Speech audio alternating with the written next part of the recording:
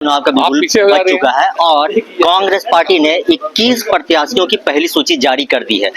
हटिया से अजय नाथ सहदेव जी को कांग्रेस पार्टी ने उम्मीदवार बनाया है। हमारे साथ अजय नाथ सहदेव जी हैं और सुबह से जब से घोषणा हुई है उसके बाद से लगातार कार्यकर्ताओं का मिलना जुलना जारी है और आकर के लोग बधाई दे रहे हैं। अजय जी, जिस तरह से लोगों की उम्मीद थी कि इस बार अजय नाथ सहदेव हटिया विधानसभा से चुनाव लड़ेंगे कांग्रेस का और उस पर खड़े उतरे, पार्टी ने आप पर भरोसा जताया, क्या कहेंगे? पार्टी के सेंट्रल लीडरशिप को उसके लिए बहुत बहुत धन्यवाद मैं देना चाहूँगा। आदरणीय खड़गे साहब को, आदरणीय राहुल गांधी जी को, आदरणीय सोनिया गांधी जी को और आदरणीय हमारे जो प्रभारी हैं गुलाम मीर साहब, केसी वेणुगोपाल जी और हमारे प्रदेश के अध्यक्ष केशव महतो कमलेश जी, सीएलपी के लीडर आदरणीय रामेश्वर उरांव जी और कांग्रेस के तमाम पदाधिकारी, स्क्रीनिंग कमेटी के जो मेंबर्स हैं, जो कार्यकर्ता जो हैं और हटिया विधानसभा की जो देवतुल्य जो जनता है, जो वोटर्स हैं, इन सब के सहयोग से, इन सब के विश्वास से ये टिकट मुझे मिला है और हमें पूरा विश्वास है कि जो पार्टी ने जो विश्वास जताया है इस विश्वास पे हम खरे उतरेंगे और ये सीट जो है वो कांग्रेस की सीट रहेगी। नामांकन के लिए कब जा रहे हैं, क्योंकि जनता भी पूरे इंतजार कर रही है? 24 तारीख को 24 को हम लोग 24 तारीख को नामांकन के लिए जाएंगे और इसके लिए हम लोग कोशिश कर रहे हैं कि एक बड़ी सभा जो है वो पुराने विधानसभा मैदान में इसका आयोजन हो सुबह 10 बजे से और हम लोग नामांकन के लिए वहीं से जाएंगे। यही हमारी प्लानिंग है। अभी ऑफिशियली हम लोग कम्युनिकेट कर देंगे। मैं सिर्फ हमारे जो प्रदेश के अध्यक्ष जी हैं वो अभी दिल्ली से आ रहे हैं, मैं उनसे बात कर लूँगा और हमारी यही कोशिश होगी कि हमारे जो सीनियर लीडर्स हैं वो सारे लोग उसमें मौजूद रहे मुझे आशीर्वाद देने के लिए। किन मुद्दों को लेकर के जाएंगे जनता के बीच?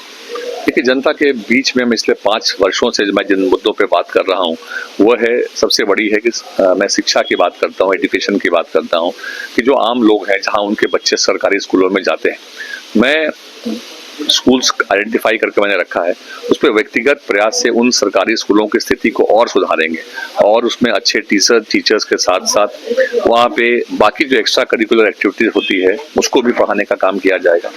इसके अलावा जो आप देखेंगे कि जो मॉडर्न एक प्राइवेट स्कूल में सुविधाएं होती है उस तरह की सुविधाओं को भी प्रदान करने का वहाँ काम करेंगे। इसके अलावा जो है प्रखंड के लेवल में हर पंचायत में तो संभव नहीं होगा, बट 3-4 पंचायत का एक क्लस्टर्स बना के एक लाइब्रेरी कम रीडिंग रूम की स्थापना की जाएगी जिसमें वहाँ के जो बच्चे या वहाँ के जो विद्यार्थी जो आगे कॉम्पिटिटिव एग्जाम की तैयारी करते हैं उनको पढ़ने के लिए एक जगह रहे जहाँ अच्छे मैगजीन्स, अच्छी पुस्तकें और जितने भी दुनिया के अखबार होते हैं वो मंगाए जाएंगे। वहाँ प्रॉपर टेबल चेयर्स रहेंगे जहाँ वो पढ़ पाएंगे एक अच्छे माहौल में। काफ़ी बार आप देखेंगे जो गांव ग्रामीण क्षेत्र में जाएंगे, स्लम इलाके में जाएंगे तो बच्चे एक ही जगह पे सब रहते हैं तो वहाँ पढ़ने की जगह उनके लिए अलग से नहीं होती है और जब तक आपको एक शांत वातावरण में पढ़ने की जगह, एक माहौल नहीं मिले तो लोगों को उसमें काफ़ी परेशानी भी होती है। तो इसको दूर करने के लिए मेरे काफ़ी दिन से योजना है। मैं कुछ प्राइवेट NGOs को लेकर इस पर काम कर रहा हूँ, लेकिन जिस स्तर पर होना चाहिए वो नहीं हो पा रहा है।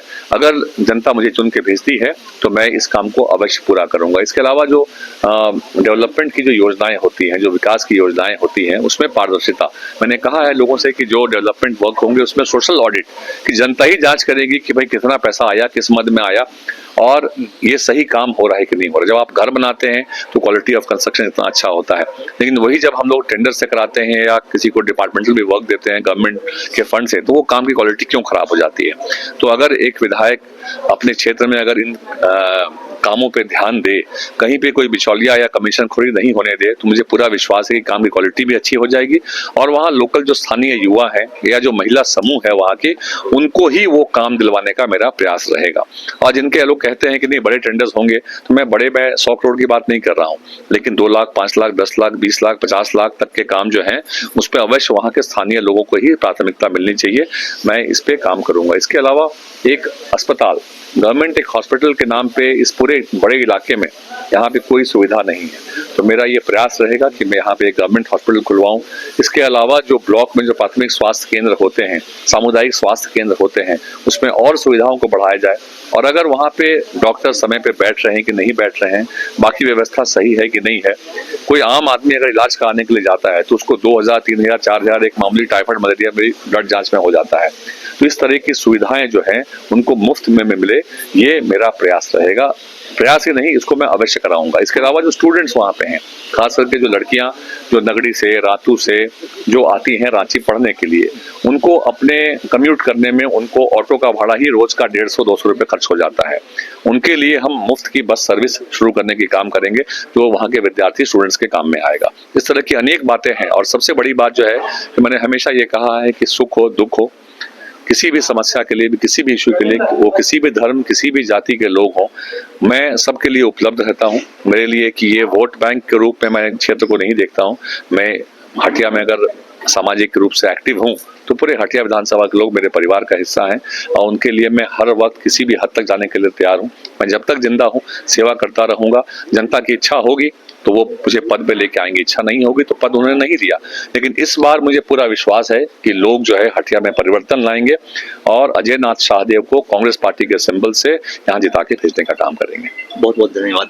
तो ये थे अजय नाथ शाहदेव, जिन्होंने साफ तौर पर कहा कि ये पिछले जो काम है उस पर भरोसा है और जनता जरूर इस बार चुनेगी। तो आप बने रहिए हमारे साथ, देखते रहिए आजाद सिपाही। धन्यवाद।